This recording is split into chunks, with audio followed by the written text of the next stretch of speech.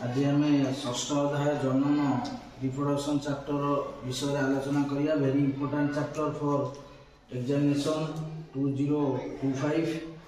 First question अच्छी आम objective question केउं जीव अलिंग जनन उपाय वंश विस्तार करती नहीं। साधारणतः आम अलिंग जनन उपाय उच्च श्रेणी प्राणी और उद्भिद वंश विस्तार करती नहीं। तेणु ऑप्शन बी है सठिक उत्तर। एक निर्दिष्ट जीवर गुणसूत्र संख्या सर्वदा केउं रूप में थाए। एक निर्दिष्ट जीवर गुणसूत्र संख्या सर्वदा 2n डिप्लॉयड संख्यक क्रोमोसोम थाए। जमी मनीषर 2n = 46, मकार 2n = 20, पियाजर 2n = 16। तेणु सबू बेले गोटे जीवर गुणसूत्र संख्या द्विगुणित संख्यक थाए diploid 2n number of chromosome थाए। तेणु ऑप्शन ए है सठिक उत्तर। केउं विभाजन द्वारा जीव शरीर वृद्धि और मरामती घटी थाए। साधारणतः सम विभाजन माइटोसिस माइटोसिस द्वारा जीव शरीर वृद्धि और आमर मरामती घटी थाए। माइटोसिस का सम विभाजन कोषर आमर वृद्धि होता है। साधारणतः आमर कोषर मरामती और वृद्धि पर सम विभाजन ही कोष होता है। शैवाल कवक आदि प्राणी मान क्षेत्र में केउं जनन देखा जाए। शैवाल कवक आदि प्राणी निम्न श्रेणी प्राणी मान क्षेत्र में उभय सम और असम जुग्मन देखा जाए। तेणु ऑप्शन ए है सठिक उत्तर। लिंगीय जनन प्रक्रिया जुग्म गुड़िक मिलित हो कौन गठन करती। लिंगीय जनन प्रक्रिया जुग्मक गुड़िक मिलित हो जुग्मज गठन करती। साधारणतः पु जुग्मक और स्त्रीजुग्मक मिलन में समान द्वारा जुग्मज जात होता है। तेणु ऑप्शन सी है सठिक उत्तर। अर्धविभाजन फल एक मातृकोश केतोटी अपत्य सृष्टि हुए। Very important question. अर्धविभाजन गोटे मातृकोश 4टी अपत्य कोश सृष्टि होता है। साधारणतः आमर अर्धविभाजन साधारणतः जुग्मक सृष्टि उद्दिष्ट। तेणु अर्धविभाजन गोटे मातृकोश 4टी अपत्य कोश सृष्टि। ऑप्शन बी है सठिक उत्तर। केउं अवस्था गुणसूत्र गुड़िक बी आकार धारण करे। Very important question.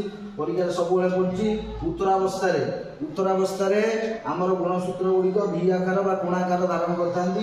परीक्षा सब पड़ी। उद्भिद कोष निम्नलिखित मध्य केउंटी न थाए। उद्भिद कोष सेंट्रोजोम न थाए। तो सेंट्रोजोम न थाए। साधारणतः सेंट्रोजोम प्राणी कोष में थाए जहाँकि कोष विभाजन में साहाय्य करता है कि उद्भिद कोष न थाए। ऑप्शन ए है सठिक उत्तर। अर्धविभाजन केउं अवस्था जुगल गुणसूत्र मध्य जीन आदान प्रदान परीक्षा सब पड़ी। क्वेश्चनटा जे जीन आदान प्रदान साधारणतः डिप्लोटिंग आमर जीन आदान प्रदान होता है पारांतरण प्रक्रिया देखा जाए। कार वृद्धि वंश वृद्धि भूनिनस्त कांडर हो न थाए। साधारणतः आमर गोलापर आम कदली पियाज हलदी एम सब भूनिनस्त कांडर होता है कि गोलाप भूनिनस्त कांडर हो न थाए।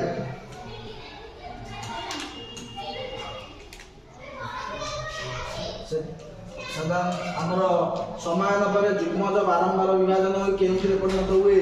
समान पर जुग्मज बारंबार विभाजन हो भ्रूण में परिणत होता है। जुग्मज बारंबार विभाजन माइटोटिक डिविजन होगा फल भ्रूण में परिणत होता है।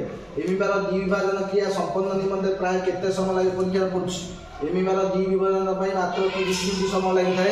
तेणु 30 मिनिट समय एमिबार नष्टिर विभाजन होता है और गोटे मातृ एमिबार दुईटी अपत्य एमिबा सृष्टि होता है। केउं अणुजीवर प्राकृतिक मृत्यु घटे ना परीक्षा पड़ी। एमिबार प्राकृतिक मृत्यु घटे ना है। तेणु ऑप्शन सी है सठिक उत्तर। शुक्राणु कोषर केउं भाग में माइटोकॉन्ड्रिया परीक्षा पड़ी। Very important question. शुक्राणु कोषर केउं भाग में माइटोकॉन्ड्रिया थाए। शुक्राणु कोषर मध्यखंड बा मिडिल पीस। शुक्राणुर मिडिल पीस रे 14टा माइटोकॉन्ड्रिया अच्छी गोटे स्पर्म सेल रे। तेणु मध्यखंड में आम माइटोकॉन्ड्रिया थाए शुक्राणुर। केउं स्तन्यपायी प्राणी शुक्राशय शरीर मध्य थाए परीक्षा पड़ी सब।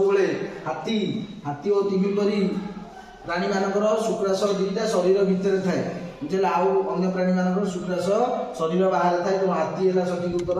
मानव शरीर तापमात्रा शुक्रमुंड तापमात्रा ये परीक्षा पड़ी सब। Very important question.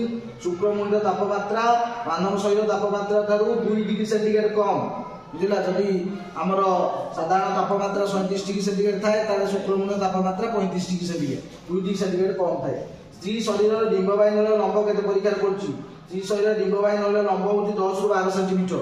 बुझला डिंबवाहिनी नली बा समान फर्टिलाइजेशन ट्यूब कहुए फालोपियन ट्यूब।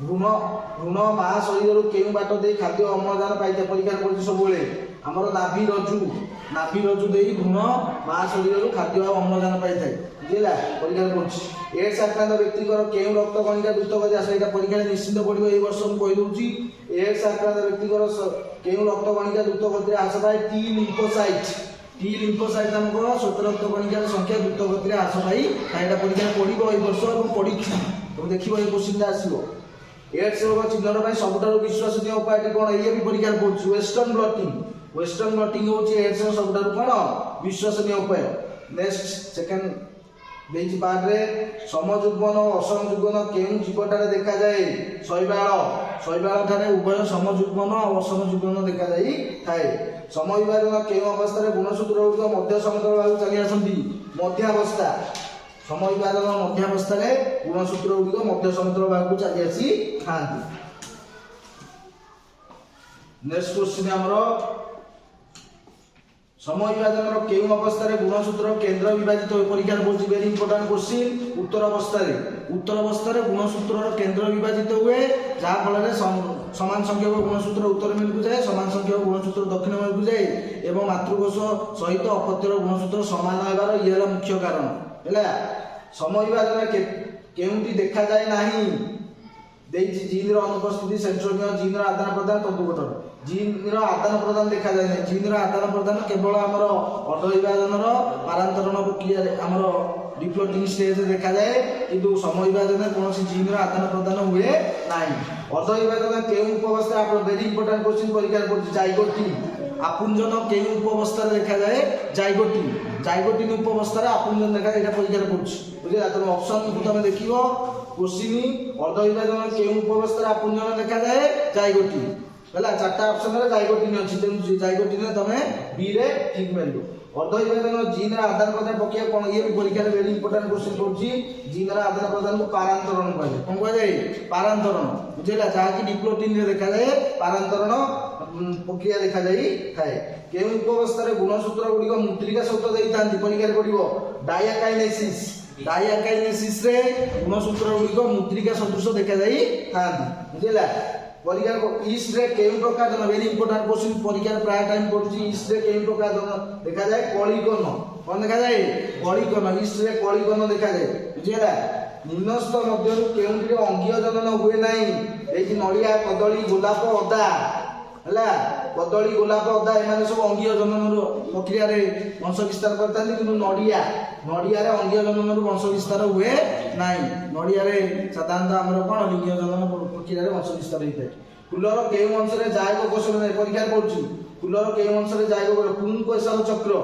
पुंकेसर चक्र हमर जायक कोष माने बा जनन कोष रही थाइरोइड सेल बाकी वृत्ति वृत्त और दलमंडल एमाने होचुनी कोन ता जनन कोष न थाए बुझिला कलिकार केउं अंशटी न थाए परीक्षा पड़िबो हैला कलिकार तीनोटी अंश गर्भशीर्ष गर्भदंड गर्भाशय तेनु केउंटी न थाए बा परागरेणु न थाए तेनु परागरेणु होची सठिक उत्तर बुझिला भ्रूणकोशर वेरी इंपोर्टेंट क्वेश्चन सब बेले परीक्षा पड़ुछि भ्रूणकोशर गुणसूत्र संख्या केते भ्रूणकोशर गुणसूत्र संख्या हला 3n नंबर ऑफ क्रोमोसोम थाए हैला जुग्मजर गुणसूत्र संख्या 2n जुग्मकर गुणसूत्र संख्या n किंतु भ्रूणकोशर गुणसूत्र संख्या हला केते 3n सब बेले परीक्षा पड़ुछि एटा उद्भिदर केउं अंगटी वृद्धि पाई फल रे परिणत हुए उद्भिदर डिंबाशय वृद्धि पाई फल रे परिणत परीक्षा पड़ुछि एटा बुझिला डिंबाशय वृद्धि पाई फल रे परिणत हुए जुग्मज बारंबार विभाजन शेष रे कोन सृष्टि हुए जुग्मज बारंबार विभाजन भ्रूण सृष्टि हुए कोन सृष्टि हुए भ्रूण बा एम्ब्रियो बुझिला प्राथमिक शुक्राणुकोशर गुणसूत्र से वेरी इंपोर्टेंट क्वेश्चन परीक्षा पड़िबो ए वर्ष देखिबो हला प्राथमिक शुक्राणुकोशर गुणसूत्र संख्या केते प्राथमिक शुक्राणुकोशर गुणसूत्र संख्या हला 2n किंतु द्वितीयक शुक्राणुकोशर गुणसूत्र हला n हला शुक्राणुर गुणसूत्र संख्या हला n किंतु प्राथमिक शुक्राणुकोशर गुणसूत्र हला 2n = 46 बुझिला नेक्स्ट देइति केउ कोश साधारणतः हमर केउ कोश शुक्राणुर विकास बय खाद्य वेरी इंपोर्टेंट क्वेश्चन କେଉଁ କୋଷ ଶୁକ୍ରାଣୁର ବିକାଶ ବେଳେ ଖାଦ୍ୟ ଯୋଗାଇଥାଏ ନା ସର୍ଟଲି କୋଷ। ସର୍ଟଲି କୋଷ ଶୁକ୍ରାଣୁର ବିକାଶରେ ଖାଦ୍ୟ ଯୋଗାଇଥାଏ ଏବଂ ଲେଡି କୋଷରୁ ଟେଷ୍ଟୋଷ୍ଟିରୋନ ହରମୋନ କ୍ଷରଣ ହୁଏ। ତେଣୁ ସର୍ଟଲି କୋଷ ହେଲା କ'ଣ ସଠିକ ଉତ୍ତର, ଯିଏ ଶୁକ୍ରାଣୁକୁ ଖାଦ୍ୟ ଯୋଗାଇଥାଏ। କେଉଁଟି ପୁରୁଷ ଜନନତନ୍ତ୍ରର ଅଂଶ ନୁହେଁ? ଶୁକ୍ରବାହୀ ନଳୀ ଅଂଶ, ଶିଶ୍ନ ଅଂଶ, ଗର୍ଭାଶୟ ଅଂଶ ନୁହେଁ। ଗର୍ଭାଶୟ ହେଲା ସ୍ତ୍ରୀ ଜନନତନ୍ତ୍ର, ତେଣୁ ଗର୍ଭାଶୟ ହେଲା ସଠିକ ଉତ୍ତର। ବୁଝିଲା?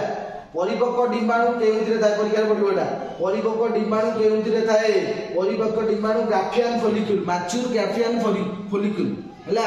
ମାଚ୍ୟୁର ଗ୍ରାଫିଆନ୍ ଫଲିକ୍ୟୁଲରେ ପରିପକ୍ୱ ଡିମ୍ବାଣୁ ଥାଏ, ଓଭମ ଥାଏ। ବୁଝିଲା? ସ୍ତ୍ରୀ ଜନତନ୍ତ୍ର କେଉଁ ସ୍ଥାନରେ ସମାନ ଅଟେ? ଡିମ୍ବବାହୀ ନଳୀ। ପରୀକ୍ଷାରେ ପଡ଼ିବ କେଉଁଠାରେ ସମାନ ଅଟେ? ଡିମ୍ବବାହୀ ନଳୀ ବା ସମାନ ନଳୀ ତାକୁ କୁହାଯାଏ ଫାଲୋପିଆନ୍ ଟ୍ୟୁବ୍। ପୁଂଜୁମକ ଆଉ ସ୍ତ୍ରୀଜୁମକ ମିଶିକିନା ଏଠି ଯୁଗ୍ମଜ ହୋଇଥାଏ, ତାପରେ ଅନ୍ତରୋପଣ ହେଇଥାଏ। ବୁଝିଲା? ଭାସ୍କୁଲା ଗର୍ଭାଶୟର କାନ୍ଥରେ ନିବିଡ଼ ଭାବେ ଲାଗି ରହିବା ପ୍ରକ୍ରିୟାକୁ ପରୀକ୍ଷା କରୁଛି ଏଟା ସବୁବେଳେ ଅନ୍ତରୋପଣ କୁହାଯାଏ। କ'ଣ କୁହାଯାଏ? ଅନ୍ତରୋପଣ ହେଲା। ଭାସ୍କୁଲା ଗର୍ଭାଶୟର କାନ୍ଥରେ ନିବିଡ଼ ଭାବେ ଲାଗି ରହିବା ପ୍ରକ୍ରିୟାକୁ ଅନ୍ତରୋପଣ କୁହାଯାଏ। ପରିବେଶ ଅନୁକୂଳ ହେଲେ ଜେମୁଲ ଭିତରେ ଥିବା କୋଷ ଗୁଡ଼ିକ କେଉଁ ବାଟ ଦେଇ ବାହାରକୁ ଆସି ନୂଆ ସ୍ପଞ୍ଜ ସୃଷ୍ଟି କରିଥାନ୍ତି? ମାଇକ୍ରୋଫାଇଲ। ମାଇକ୍ରୋଫାଇଲ ନାମକ ଏକ ବୀଜ ରନ୍ଧ୍ର ଥାଏ, ଯାହା ବାଟ ଦେଇ କ'ଣ ନା ଆମର ଏଇ ଯୋଉ ନୂଆ ସ୍ପଞ୍ଜ ଗୁଡ଼ିକ ବାହାରକୁ ଆସିଥାନ୍ତି ବର୍ଷାର ଆଗମନ ଫଳରେ ବା ପରିବେଶ ଅନୁକୂଳ ହେଲେ। ବୁଝିଲା? ବାରମ୍ବାର ନ୍ୟଷ୍ଟି ବିଭାଜନ ଦ୍ୱାରା ଏମିବା ସରେ। ପରୀକ୍ଷାରେ ଏଟା ପଡ଼ିବ ସବୁବେଳେ ହେଲା। କେତୋଟି କୁନି ଏମିବା ସୃଷ୍ଟି ହେଇଥାଏ? 500 ରୁ 600ଟି କୁନି ଏମିବା ବା ତାକୁ ଏମିବିଲା କୁହାଯାଏ। କ'ଣ କୁହାଯାଏ?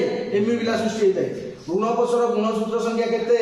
ଭ୍ରୂଣକୋଷର ଗୁଣସୂତ୍ର ସଂଖ୍ୟା ହେଲା 3n। ବୁଝିଲା? ପ୍ରାଥମିକ ଡିମ୍ବାଣୁ କୋଷରୁ ପରିପକ୍ୱ ଅବସ୍ଥା ଶେଷରେ କେତୋଟି ପୋଲାର ବଡି? ପରୀକ୍ଷାରେ ଏଟା ପଡ଼ିଥିଲା ଆର ବର୍ଷ କି ତାର ବର୍ଷ ଗୋଟେ ପଡ଼ିଥିଲା। Very important question. କେତୋଟି ପୋଲାର ବଡି? ପ୍ରାଥମିକ ଡିମ୍ବାଣୁ କୋଷରୁ 3ଟି ପୋଲାର ବଡି। କେତୋଟି ପୋଲାର ବଡି? 3ଟି ପୋଲାର ବଡି ଗୋଟିଏ ଡିମ୍ବାଣୁ ସୃଷ୍ଟି ହୁଏ। ବୁଝିଲେ? ତେଣୁ 3ଟି ପୋଲାର ବଡି ହେଲା। ଏଡ୍ ସୃଷ୍ଟି କରିଥିବା ଭୂତାଣୁର ନାମ କ'ଣ? HIV। ପରୀକ୍ଷାରେ ପଡ଼ିବ। HIV ଦ୍ୱାରା ଏଡ୍ସ ସୃଷ୍ଟି ହେଇଥାଏ, ହ୍ୟୁମାନ୍ ଇମ୍ୟୁନୋ ଡେଫିସିଏନ୍ସି ଭାଇରସ୍, ଯାହା ଦ୍ୱାରା ଏଡ୍ସ ରୋଗ ହେଇଥାଏ, HIV ଭୂତାଣୁ। ସ୍ତ୍ରୀ ବନ୍ଧ୍ୟାକରଣ ଅସ୍ତ୍ରୋପଚାର କ'ଣ? ସ୍ତ୍ରୀ ବନ୍ଧ୍ୟାକରଣ ଅସ୍ତ୍ରୋପଚାରକୁ ଟ୍ୟୁବେକ୍ଟମି କୁହାଯାଏ। ପରୀକ୍ଷାରେ ପଡ଼ିବ। ପୁରୁଷ ବନ୍ଧ୍ୟାକରଣ ଅସ୍ତ୍ରୋପଚାରକୁ କ'ଣ କୁହାଯାଏ? ଭାସେକ୍ଟମି। ସ୍ତ୍ରୀ ବନ୍ଧ୍ୟାକରଣ ଅସ୍ତ୍ରୋପଚାରକୁ କୁହାଯାଏ କ'ଣ? ଟ୍ୟୁବେକ୍ଟମି। ବୁଝିଲା? ଭାରତ ସରକାର କେବେ? ପରୀକ୍ଷାରେ ଏଟା ପଡ଼ିବ। ଭେରି ଇମ୍ପୋର୍ଟାଣ୍ଟ କ୍ୱେଶ୍ଚିନ୍, ପରୀକ୍ଷାରେ ଆସୁଛି ପ୍ରାୟ ସମୟ। କେବେ ପରିବାର ନିୟୋଜନ ଯୋଜନା କାର୍ଯ୍ୟକାରୀ କରିଥିଲେ? 1952 ମସିହାରେ। କେତେ ମସିହାରେ? 1952 ମସିହାରେ ଭାରତ ସରକାର ଫ୍ୟାମିଲି ପ୍ଲାନିଂ ବା ପରିବାର ନିୟୋଜନ କାର୍ଯ୍ୟକ୍ରମ ଆରମ୍ଭ କରିଥିଲେ। ବୁଝିଲା? ନେକ୍ସଟ ଆମର ଅଛି ସ୍ତ୍ରୀ ଶରୀରରେ ଏକ ଯୋଡ଼ା ଡିମ୍ବବାହୀ ନଳୀ ରହିଛି। ଏହାର ଲମ୍ବ କେତେ? 10 ରୁ 12 ସେଣ୍ଟିମିଟର। ଡିମ୍ବବାହୀ ନଳୀର ଲମ୍ବ ହେଲା 10 ରୁ 12 ସେଣ୍ଟିମିଟର। 10 ରୁ 12 ସେଣ୍ଟିମିଟର ଏଇଟା 10 ଗ। ଅପସନ୍ ଡି କ'ଣ? ଅପସନ୍ ଡି ହେଲା ସଠିକ ଉତ୍ତର, 10 ରୁ 12 ସେଣ୍ଟିମିଟର। ବୁଝିଲା? ଘରେ ଅଛି 10 ରୁ 12 ସେଣ୍ଟିମିଟର। ଡିମ୍ବାଣୁର ନିଜସ୍ୱ ପ୍ଲାଜମା ଝିଲି, ଏଇଟା ପରୀକ୍ଷାରେ ପଡ଼ିବ। ଡିମ୍ବାଣୁର ନିଜସ୍ୱ ପ୍ଲାଜମା ଝିଲି ଚାରିପଟେ କେଉଁ ଝିଲି ଥାଏ? ନା ଜୋନା ପେଲୁସିଡା ନାମକ ଅତିରିକ୍ତ ଝିଲି ଥାଏ। ଡିମ୍ବାଣୁର ନିଜସ୍ୱ ପ୍ଲାଜମା ଝିଲି ଚାରିପଟେ ଜୋନା ପେଲୁସିଡା ନାମକ ଏକ ଅତିରିକ୍ତ ଝିଲି ଥାଏ। ତେଣୁ ଅପସନ୍ ସି ହେଲା ସଠିକ ଉତ୍ତର। ସ୍ତ୍ରୀ ଜନନତନ୍ତ୍ର କେଉଁଠାରେ ଯୁଗ୍ମଜ ଗଠିତ ହୁଏ? ପରୀକ୍ଷାରେ ପଡ଼ିବ। ଡିମ୍ବବାହୀ ନଳୀ ବା ସମାନ ନଳୀ ତାକୁ କୁହାଯାଏ। ଡିମ୍ବବାହୀ ନଳୀ ବା ଫାଲୋପିଆନ୍ ଟ୍ୟୁବ୍। ପୁଂଜୁମକ ସ୍ତ୍ରୀଜୁମକ ମିଳନରେ କ'ଣ ସୃଷ୍ଟି ହୁଏ? ଯୁଗ୍ମଜ। କ'ଣ ସୃଷ୍ଟି ହୁଏ? ଯୁଗ୍ମଜ, ଜାଇଗୋଟ। ବୁଝିଲା? ହେଡ୍ ଓ ମିଡିଲ ପିସ୍ ଭିତରେ ଥିବା ଗ୍ରୀବା ବା ନେକରେ କ'ଣ ରହିଛି? ପରୀକ୍ଷାରେ ପଡ଼ିବ। ସେଣ୍ଟ୍ରିଓଲ ରହିଛି। କ'ଣ ରହିଛି? ସେଣ୍ଟ୍ରିଓଲ। ହେଡ୍ ଆଉ ମିଡିଲ ପିସ୍ ଭିତରେ ଯୋଉ ତାକୁ କୁହାଯାଏ ଗ୍ରୀବା, ସେଠି ସେଣ୍ଟ୍ରିଓଲ ଥାଏ। ଯେହେତୁ ଏଟା ଗୋଟେ ପ୍ରାଣୀ କୋଷ, ହ୍ୟୁମାନ୍ ସ୍ପର୍ମ, ଶୁକ୍ରାଣୁ କୋଷ ଗୋଟେ ପ୍ରାଣୀ କୋଷ, ସେଥିରେ ସେଣ୍ଟ୍ରିଓଲ ଥାଏ। କ'ଣ ଥାଏ? ସେଣ୍ଟ୍ରିଓଲ ଥାଏ, ଯେ ବିଭାଜନ କରିବାରେ ସାହାଯ୍ୟ କରିଥାଏ। ବିଶ୍ୱ ଏଡ୍ସ ଦିବସ। ପରୀକ୍ଷାରେ ଏଟା ପଡ଼ିବ। ଦେଖ, ବିଶ୍ୱ ଏଡ୍ସ ଦିବସ, ୱାର୍ଲଡ ଏଡ୍ସ ଡେ କେବେ ପାଳନ କରାଯାଏ? ଡିସେମ୍ବର 1 ତାରିଖ। ଡିସେମ୍ବର 1 ତାରିଖକୁ ୱାର୍ଲଡ ଏଡ୍ସ ଡେ କୁହାଯାଏ। ବିଶ୍ୱ ଏଡ୍ସ ଦିବସ। ପରୀକ୍ଷାରେ ପଡ଼ିବ। ଏବେ ଗଲା, এই କୋଶ୍ଚିନ୍ଟା ଆସିବାର ସମ୍ଭାବନା ଅଛି। କେବେ ବିଶ୍ୱ ଏଡ୍ସ ଦିବସ ପାଳନ ହେଇଥିଲା? ବୁଝିଲା? ଅପସନରେ ଡିସେମ୍ବର 1 ତାରିଖ ଯୋଉଠି ଥିବ, ଏଠି ବି ରେ ଅଛି, ବି ରେ ଗୋଲ ବୁଲେଇବ। ବୁଝିଲା? ଏବେ ବିନା ଛୁରୀ ଓ ବିନା ସିଲେଇରେ କେତେ ସମୟରେ ଭାସେକ୍ଟମି କରାହଉଛି? ଏବେ ବିନା ଛୁରୀ ଆଉ ବିନା ସିଲେଇରେ ଆମର 10 ରୁ 15 ମିନିଟ୍ ସମୟରେ ଭାସେକ୍ଟମି, ପରମାନେଣ୍ଟ ଫ୍ୟାମିଲି ପ୍ଲାନିଂ ହେଲା। ଭାସେକ୍ଟମି ଏବେ ଡାକ୍ତରଖାନା ମାନଙ୍କରେ କରାହଉଛି, ଯୋଉଥିପାଇଁ 10 ରୁ 15 ମିନିଟ୍ ସମୟ ଲାଗୁଛି। ତେଣୁ ଅପସନ୍ ଡି ହେଲା ସଠିକ ଉତ୍ତର। ଇଷ୍ଟରେ କେଉଁ ପ୍ରକାର ଜନନ ଦେଖାଯାଏ? କଳିକନ। କ'ଣ ଦେଖାଯାଏ? କଳିକନ। ବୁଝିଲା? ଅର୍ଦ୍ଧ ବିଭାଜନ କେଉଁ ଅବସ୍ଥାରେ ଆପୁଞ୍ଜନ ଦେଖାଯାଏ? ଜାଇଗୋଟିନ୍ ଉପବସ୍ଥାରେ। କୋଉଟା ଦେଖାଯାଏ? ଜାଇଗୋଟିନ୍ ଉପବସ୍ଥାରେ ଆପୁଞ୍ଜନ ଦେଖାଯାଏ। ସମୟ ବିଭାଜନ କେଉଁ ଅବସ୍ଥାରେ ଗୁଣସୂତ୍ର କେନ୍ଦ୍ର ବିଭାଜିତ ହୁଏ? ସମୟ ବିଭାଜନର ଉତ୍ତର ଅବସ୍ଥାରେ ଗୁଣସୂତ୍ରର କେନ୍ଦ୍ର ବିଭାଜନ ହୁଏ। ହେଲା? ଏବଂ କେନ୍ଦ୍ର ବିଭାଜନ ଫଳରେ ପିତୃକୋଷ ସହିତ ଅପତ୍ୟ କୋଷର ଗୁଣସୂତ୍ର ସମାନ ହେଇଥାଏ, କିନ୍ତୁ ଅର୍ଧ ବିଭାଜନରେ କେନ୍ଦ୍ର ବିଭାଜନ ହୁଏ ନାହିଁ। ବୁଝିଲା? টিস্যু পোষণ পদ্ধতিରେ ଏଇଟା ସବୁବେଳେ ପଡୁଛି ପରୀକ୍ଷାରେ ପ୍ରାୟ ଟାଇମ୍।